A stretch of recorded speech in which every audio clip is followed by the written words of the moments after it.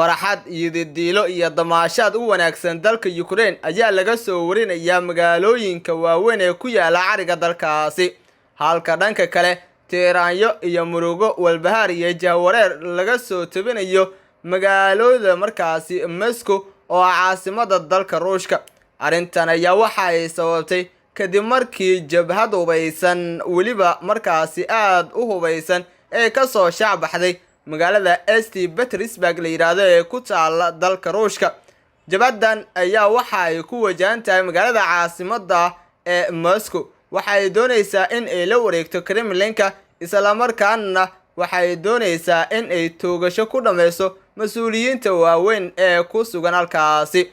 Waxaa la soo warinayaa isla caawa in la doonayo in diyaarado looga daabulo magaalada markaasi Mariupol iyo sidoo kale magaalooyinka kale ee ku yaala Ukraine. Ciidamada Ruushka ee halkaasi ku sugan oo halkaasi joogay muddooyinkii aynu ka soo gudubnay.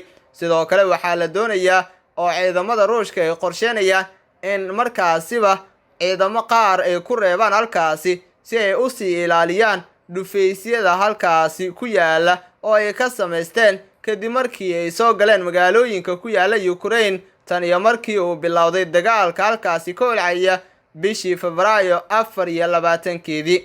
Dagaalka u dhaxeeya Ukraine iyo sidoo kale Ruushka ayaa iminka sii karaar qaadanaya weji cusub iyo marxalad cusub ayuuna dagaalka lugaha la sii galaya.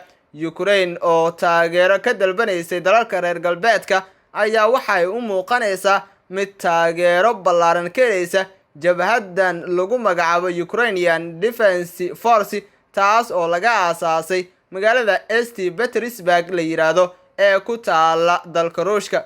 Magaaladan St. Petersburg waxay ka mid tahay magaalooyinka waaweyn ee ku yaala dalka Ruushka, waxaana jabhadan aasaasay nin markaasiba magaciisa aynu ilaa iyo hadda warbaahinta aysan helin, balse la sheegay in uu haysto dhalashada dalka Ruushka, balse asal ahaan waxaa la sheegay in uu ka soo jeedo Ukraine. Dhalashada Ukraine dhalashada dalka Ruushka ayaa la soo tabinayaa in uu qaatay sanadkii 1994. Ninkan aasaasay jabhada ayaa sidoo kale waxaa la sheegayaa in aanan si rasmi ah loo ogeyn xilligii uu dhashay, waxaana badi dadka markaasi taxliiliya siyaasadda sheegayaan in ninkan qiyaas ahaantii uu dhashay sanadkii 1950-yadii, waxaana ay ku soo waramayaan in ninkan uu go'aansaday in uu jabhadan aaso. Waxa ay sababta ugu weyn ku sheegeen in uu u dulqaadan waayay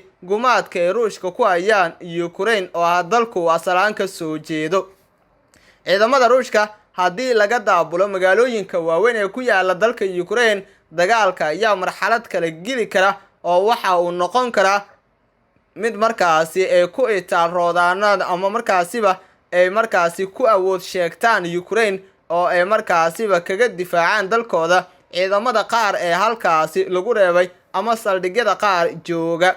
Waxaa iminka taageero ballaaran lala soo gaaraya ciidamada Ukraine si ay kaga difaacaan dalkooda ciidamada gaarka ah ee lagu reebay saldhigyada ama aagaga qaar oo ay halkaasi ka qoteen ciidamada Ruushka markii ay soo galeen gudaha magaalooyinka waaweyn ee ku yaala dalka Ukraine. Magaalada Kherson iyo sidoo kale magaalada Kharkiv ciidamadii Ruushka ee ku sugnaa ayaa cagta la mariyay oo waa laga adkaaday. Ciidamada Ukraine ayaana sidaas sameeyay. Waxaa sidaasi warbaahinta u sheegay mid ka mid ah qof goobjooga markaasi ka ahaa xaalka sida uu ahaa iyo sidoo kale dagaalka halkaasi ka dhacay muddooyinkii la soo dhaafay.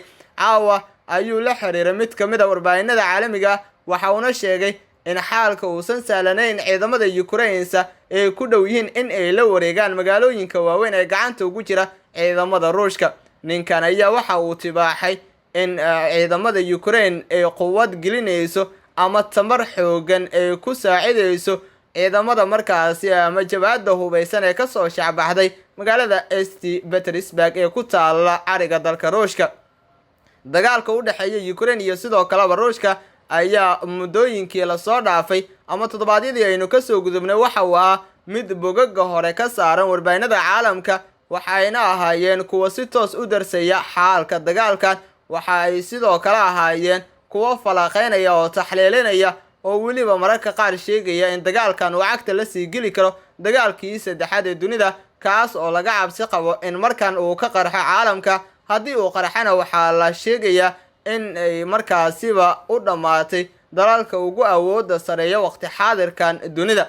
inta ugu badan shakhsiyaadka u dhashay Ukraine ayaa iyagu waxaa la soo tabinayaa in ay hubka qaadanayaan oo ay ku biirayaan dagaalka adag ee lagula jiro Ruushka, waxayna doonayaan inay iska caabiyaan oo ay dalkooda ka xoreeyaan waxa ay ugu yeereen argagixisada oo dalkooda ku soo duulay. haddii Ukrainiyiinta ay ka adkaadaan Ruushka, waxaa arrintan ay noqon doontaa mid la yaab leh oo la fajac markaasi ku abuurta bulshada caalamka, maadaama Ukraine si weyn loo dhaliilaya habdagaalkeeda iyo sidoo kaleba awoodeeda. weliba dadka ay sheegayeen muddooyinkeenu ka soo gudubnay in Ukraine iyo sidoo kaleba Ruushka aysan isku awood ahayn, balse Ruushka uu ka awood sareeyay Ukraine.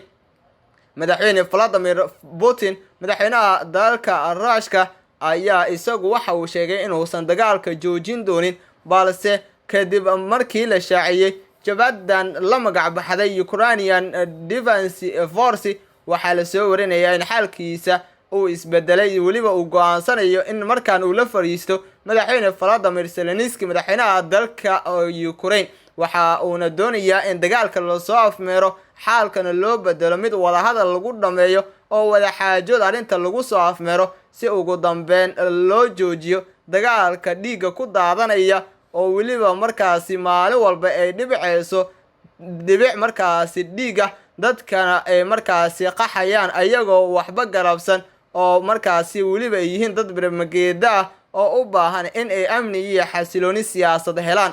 waxaana dadka yihiin kuwa barakacaya oo weliba ka qaxaya magaalooyinka ay duqeymaha ku socdaan, sida magaalada markaasi Lviv la yiraahdo.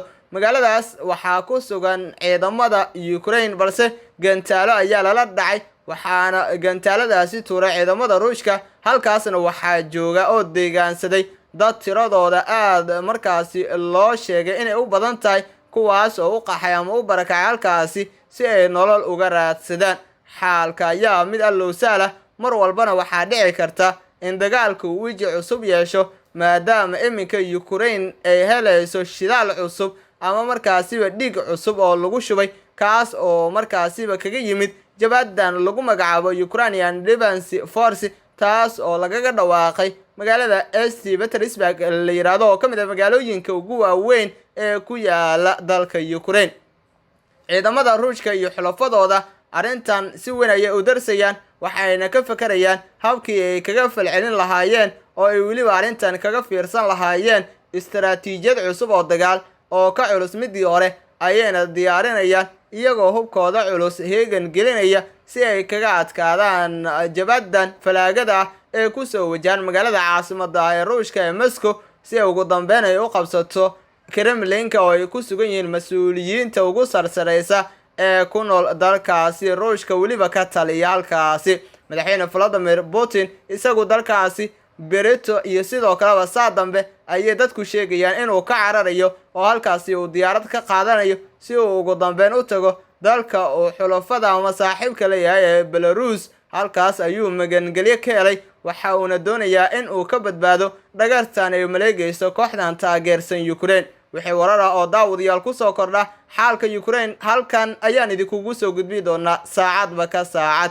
oo ku mahadsan tahay daawadeeda daawashada muuqaalkan aad daawatay. subscribe ayaa inoo saari karaysaa muuqaalkan, markaasi laag ayaa inoo saari karaysaa.